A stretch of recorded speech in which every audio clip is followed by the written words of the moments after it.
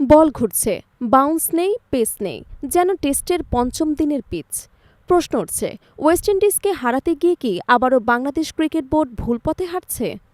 Bangladesh West Indies series দিয়ে প্রায় ২৫ মাস পর মিরপুরে ফিরেছে ওয়ানডে ক্রিকেট। হোম অফ ক্রিকেটে এই প্রত্যাবর্তন অনেকটা ২৫ বছর আগের স্মৃতিও ফিরিয়ে এনেছে। প্রায় ৫০ ওভার ব্যাট করে ২০৭ রান তোলা দল শেষ পর্যন্ত ৭৪ রানে জয় পায়। এমন ম্যাচ আধুনিক ওয়ানডেতে খুব একটা দেখা যায় না। দেশের মাটিতে ওয়েস্ট ইন্ডিজকে হারানো ছিল প্রত্যাশিতই, তবে চাপও কম ছিল না, কারণ র্যাঙ্কিংয়ে এগোতে এই সিরিজ জিততেই হবে। সেই লক্ষ্য পূরণ হলেও প্রশ্ন থেকে যায়, এমন পিচে জয় আদৌ কতটা উন্নতির প্রতিফলন? বল ট্রান করছে অস্বাভাবিকভাবে, নেই পেস বা বাউন্স, যেন ওয়ানডেতে নয়, টেস্টের পঞ্চম দিনের উইকেট। বাংলাদেশ বর্তমানে আইসিসি ওয়ানডে র্যাঙ্কিংয়ের শীর্ষ ১০-এ। হোম অ্যাডভান্টেজ কাজে লাগাতে বিসিবি এমন পিচ তৈরি করেছে যেখানে প্রতিপক্ষের ব্যাটসম্যানরা টিকতেই হিমশিম খেয়েছে। কিন্তু যদি জয় পেতে হয় এমন পরিস্থিতি তৈরি করে, তবে বড় দলগুলোর বিপক্ষে কী হবে?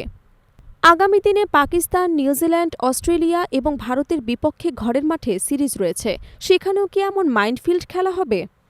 এই পরিস্থিতি অনেকটা ২০২১ সালের ঘটনাকে মনে করিয়ে দেয়। তখন টি-২০ বিশ্বকাপের আগে ঘরের মাঠে জঘন্য পিচ খেলে অস্ট্রেলিয়া এবং নিউজিল্যান্ডকে হারিয়েছিল বাংলাদেশ, কিন্তু বিশ্বকাপে গিয়ে একটি ম্যাচও জিততে পারেননি।